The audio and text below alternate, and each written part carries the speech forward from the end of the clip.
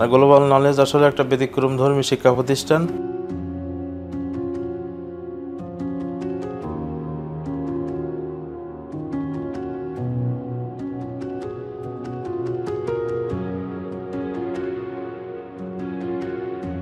যে সিলেবাসটা আছে এটা যদি প্রপারলি শেষ করা যায় ইনশাল্লাহ এর ভিতরে এই বেসিকের ভিতরে অ্যাডভান্স আছে, এটা শেষ করতে পারলে সে একজন যোগ্য টেকনিশিয়ান হতে পারবে ইনশাল্লাহ। জি, আসসালামু আলাইকুম রহমতুল্লাহি ওয়া বারাকাতুহু। গ্লোবাল ইন্টারন্যাশনাল ট্রেনিং ইনস্টিটিউট থেকে আবারও স্বাগতম জানাচ্ছি ছোট্ট একটি ভিডিওতে। পৃথিবীতে আমরা বিভিন্ন শ্রেণীর মানুষ দেখি। কিছু মানুষ আছে নিজের যোগ্যতায় তারা সামনে এগিয়ে যাওয়ার চেষ্টা করছে এবং যোগ্যতা প্রমাণ করে এগিয়ে যাচ্ছে, আর কিছু মানুষ নিজের যোগ্যতা না থাকার কারণে যোগ্য মানুষদেরকে নিয়ে সমালোচনা করে নিজেরা লাইমলাইটে আসতে চায় এবং সেখান থেকে কিছু সুবিধা ভোগ করার চেষ্টা করে। তো এরা হচ্ছে সুবিধাবাদী এবং এরা হচ্ছে পোল্ট্রিবাজ। তো আমাদেরকে এসব মানুষ থেকে সাবধান থাকতে হবে। আমরা এই মুহূর্তে সুন্দর একটি কাজ আপনাদের সামনে উপস্থাপন করার চেষ্টা করবো ইনশাআল্লাহ। স্যামসাং ফোন আমাদের কাছে অনেক সময় আসে রেস্টার্ট প্রবলেম, অনেক সময় লোগো হ্যাঙ্গিং, অনেক সময় দেখা যায় যে আমাদের ফোনগুলো চলতে চলতে সাডেনলি অফ হয়ে যাচ্ছে। তো এই সমস্যাগুলো আসলে কোথায় থেকে? আসলে অনেক সময় দেখা যায় যে আমাদের সফটওয়্যারের ইস্যুতে আমাদের লোগো হ্যাঙ্গিং আসে বা রেস্টার্ট প্রবলেম আসে, অনেক সময় ব্যাটারি ইস্যুর কারণে আসে, অনেক সময় পাওয়ার কির কারণে আসে, কিন্তু অনেক সময় কম্পোনেন্টের কারণে হয়। তো কম্পোনেন্টের কারণে হলে তখন কিন্তু এই জায়গায় আমাদের টেকনিশিয়ানরা অনেকটাই দুর্বল, কারণ হচ্ছে যে আমাদের বেসিক লেভেলে যে শিক্ষাটা আছে সেই শিক্ষাটার অভাব রয়েছে। আমরা প্র্যাকটিক্যালি ধারণা নিয়ে কাজগুলো করছি। ম্যাক্সিমাম ক্ষেত্রে দেখা যাচ্ছে দোকানে কাজ শিখতে গিয়ে শুধুমাত্র চোখের দেখায় আমরা প্র্যাকটিক্যালি কাজগুলো দেখছি, শিখছি। তো একটা প্র্যাকটিক্যাল কাজ লেভেল 3 লেভেল 4-এর কাজ দেখা যাচ্ছে একটা নেটওয়ার্ক সমস্যা আসলে ফোনগুলো আমরা কী করি, নেটওয়ার্ক আইসি চেঞ্জ করে দিয়ে সমাধান করছি, রিহট করছি।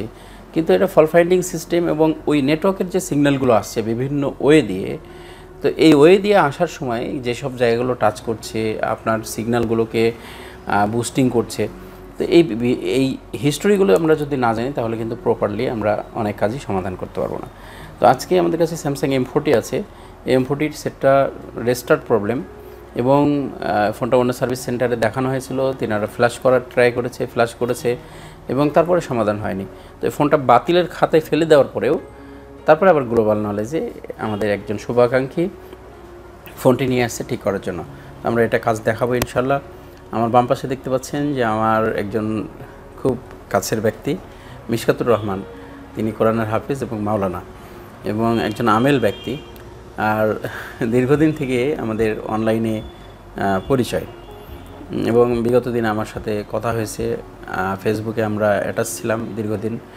আর 2022 সালের নভেম্বরে তিনি এখানে আসছেন প্রশিক্ষণের জন্য। নভেম্বরের ব্যাচ আমাদের নভেম্বরের 19 তারিখে আমরা শুরু করেছিলাম, যেটা আমাদের 2 মাস যাবৎ চলবে এবং মিশকাত ভাই 1 মাসের প্রশিক্ষণের জন্য এসেছে। তো আমরা ওনার কাছ থেকে জেনে নেব যে ওনার কেমন লাগছে রাজশাহীতে এসে।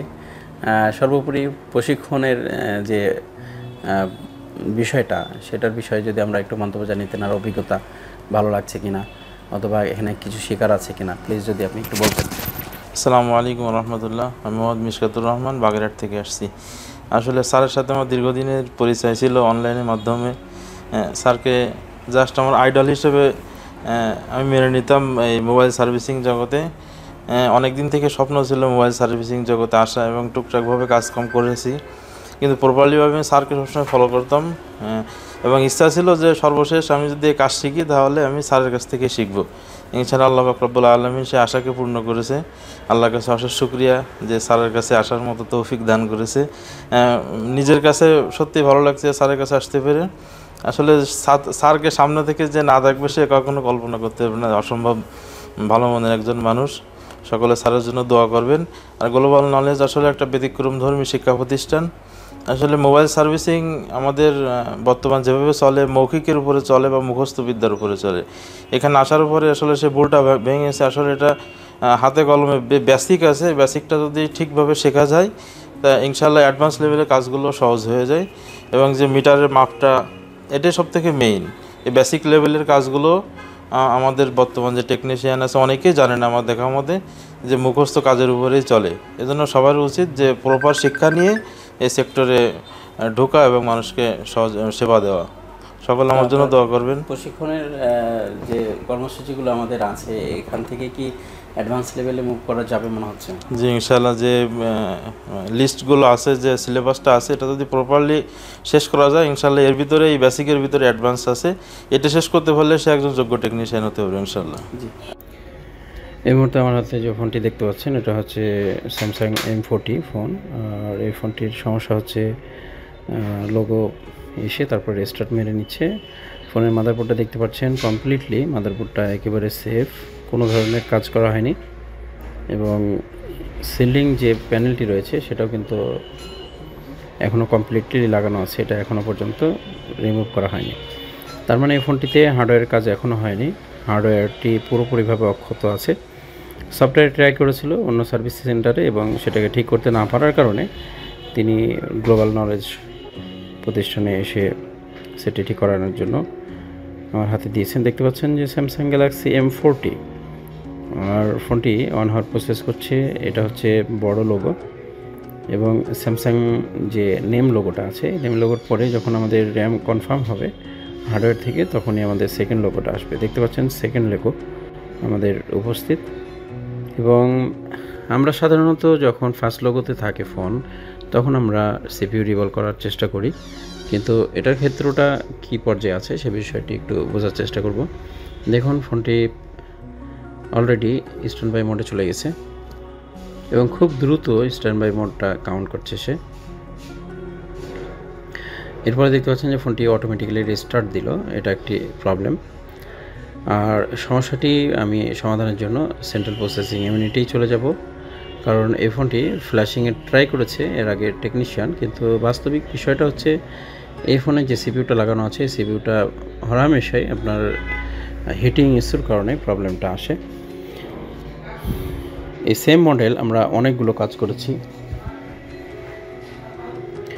দেখতে পাচ্ছেন যে সিপিইউর উপরে আমরা দেখতে পাচ্ছি যে আমাদের কুলিং পেস্ট, এই কুলিং পেস্টটার কারণে আমাদের সিপিইউটার অনেক সময় হিটিং ইস্যুগুলো কম থাকে।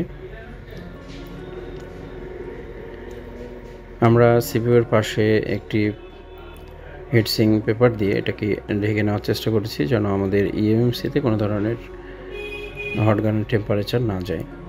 যেহেতু পাশাপাশি দুইটি বড় আইসি এবং আমাদের এখানে প্রচুর তাপমাত্রা যাবে, আর এই তাপমাত্রার কারণে অনেক সময় দেখা যাবে যে আমাদের ইএমএমসির বলগুলো প্রবলেম হয়ে গেছে, এরকম হতে পারে। যার কারণে এই সাবধানতার ক্ষেত্রেই আমরা উপরে হিটসিংটা দিয়েছি। এটা যেন আমাদের কোনোভাবে সমস্যা না করে। হার্ড নাইফ ঢোকানোর জন্য একটি সুন্দর প্রসেস দরকার ছিল।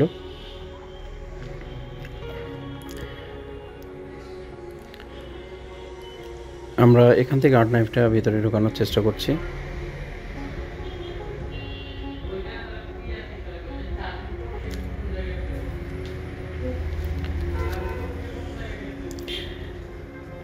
এই কাজ করার সময় হটগানগুলোকে চারি সাইডে মোটামুটিভাবে ঘুরিয়ে ঘুরিয়ে আপনাকে হিট দিতে হবে, সব দিকে যেন একই পর্যায়ে হিটটি লাগে।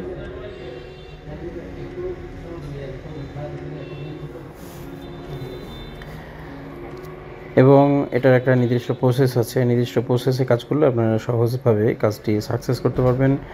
দেখতে পাচ্ছেন যে আইসিটি উঠে গেছে, কিন্তু এখানে মাদারবোর্ডের প্রিন্টগুলো পুরোপুরিভাবে safe.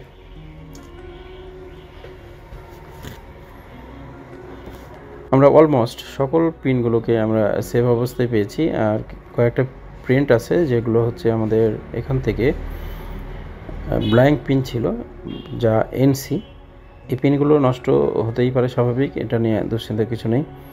Global knowledge almost basic to advance level সম্পূর্ণভাবে কভার করার চেষ্টা করে এবং এখান থেকে প্রশিক্ষণ নিয়ে হাজারো টেকনিশিয়ান সাকসেসফুলিভাবে কাজ করছে অ্যাডভান্স লেভেলের। আমরা এখানে পেস্ট এবং হচ্ছে ডিসঅল্ডার ওয়্যারের সমন্বয়ে আমরা এখান থেকে যে পেস্টিংগুলো রয়েছে এবং লিড সকল কিছু এখান থেকে তুলে নিয়ে আসব।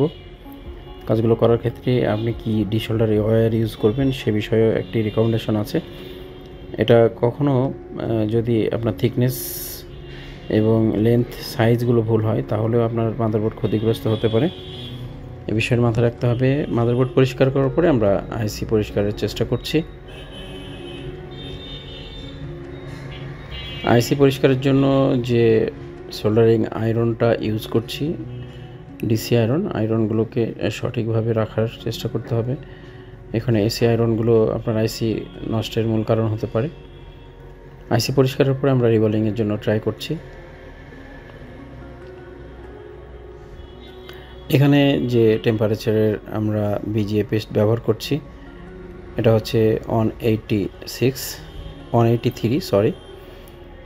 এটা যখন আমরা রিভলভ কমপ্লিট করার পরে এটার তাপমাত্রাটা আরও হাই হয়ে যাবে, কারণ 220 ডিগ্রি সেলসিয়াসে সাধারণত এই বিজিএগুলো তখন আর গলবে না। তখন আপনার টেম্পারেচারের পরিমাণ হতে পারে 400 বা 450 এরকম। আমরা বিজিএ পেস্ট এখানে ব্যবহার করে ফেলেছি। সোল্ডারিং পোস্ট দেওয়ার পরে আমরা হট গানের হিটটাকে এখানে ধরার সাথে সাথে দেখতে পাচ্ছেন যে আমাদের বলগুলো তৈরি হচ্ছে। এবং রিবলিংয়ে 100% সফল হওয়ার জন্য যেগুলো বিষয় বেশি কার্যকরী, তার মধ্যে হট গানের তাপমাত্রাটা অন্যতম। দেখতে পাচ্ছেন যে আমাদের আইসি সঠিকভাবে আমরা রিভলভ করতে সক্ষম হয়েছি এবং 100% অ্যাকুরেট হয়েছে। এখানে একটি বল একটু এলোমেলো হয়ে আছে আমরা দেখতে পাচ্ছি, সেটাকে আমরা রিপেয়ার করলাম। এবং 2-4-5টি বল যদি কখনও আপনার সমস্যা হয়, তাহলে আপনি টুইজার বা আর্ট নাইফের মাধ্যমে সেই বলগুলো প্রতিস্থাপন করতে পারেন।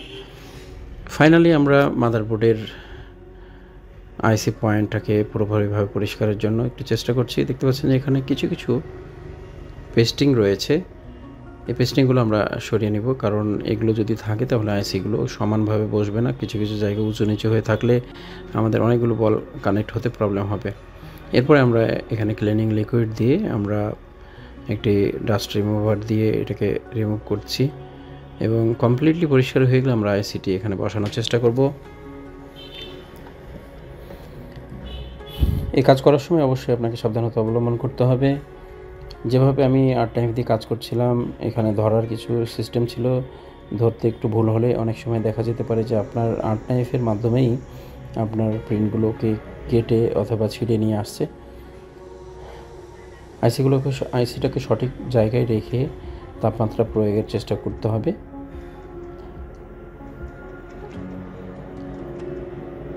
মোটামুটিভাবে আমরা দেখুন আইসিটা সাকসেসফুলিভাবে লেগে গেছে। আমরা একটু হিলিয়ে এটাকে কনফার্ম করার চেষ্টা করছি।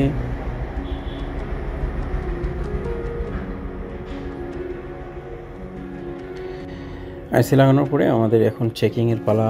গ্লোবাল নলেজ প্রত্যেকটা সাকসেসফুল কাজ আপনাদের সামনে পরিষ্কারভাবে তুলে ধরার চেষ্টা করে। আর এবারও আমরা আশা করছি ইনশাআল্লাহ এই ফোনটি আপনাদেরকে সাকসেসফুলিভাবে দেখাতে পারবো।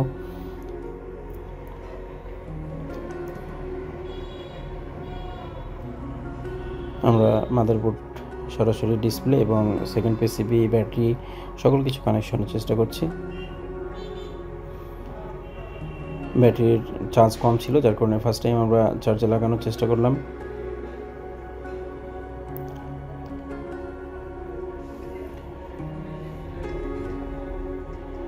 বেজের কোনো প্রবলেম আছে কিনা সে বিষয়টি নিশ্চিত হওয়ার চেষ্টা করছি।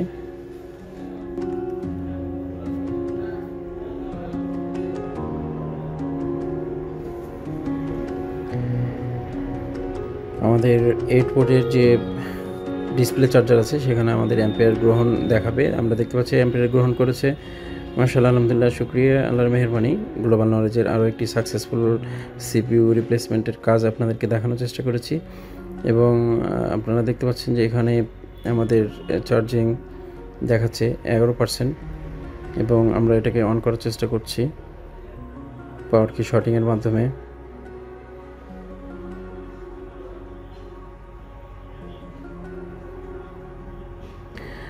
আমরা দেখতে পাচ্ছি যে আমাদের লোগোটা এসছে স্যামসাং গ্যালাক্সি M40। যদি আমাদের র্যাম কনফার্ম হয়ে থাকে তাহলে আমরা অবশ্যই সেকেন্ড লোগোতে চলে যেতে পারবো এখনই। মাশাআল্লাহ, দেখতে পাচ্ছেন যে আমাদের সেকেন্ড লোগোতে চলে আসছে। এরপরে ফোনটি অন যদি আমাদের সাকসেস হয় তাহলে তো আসলে খুব একটি ভালো কাজ আপনাদের সামনে প্রদর্শন করার চেষ্টা করা হয়েছে। আমরা আশা করছি যে আমাদের যেহেতু সেকেন্ড লোগোতে আসছে ফোনটি অন হবে এবং হয়েও গেছে। আপনারা দেখতে পাচ্ছেন ফোনটি লক আছে, ইমার্জেন্সি কল সিজি আমরা টাচটা চেক করছি। এই হচ্ছে একটি সাকসেসফুল কাজ আপনাদেরকে দেখানোর চেষ্টা করেছি। আশা করি ভিডিওটির মাধ্যমে আপনারা সকলে উপকৃত হয়েছেন। ভালো লাগলে সুন্দর একটি মন্তব্য। আমি সবসময় আশা করি সকলে ভালো থাকবেন। আসসালামু আলাইকুম ওয়া রাহমাতুল্লাহি ওয়া বারাকাতুহু।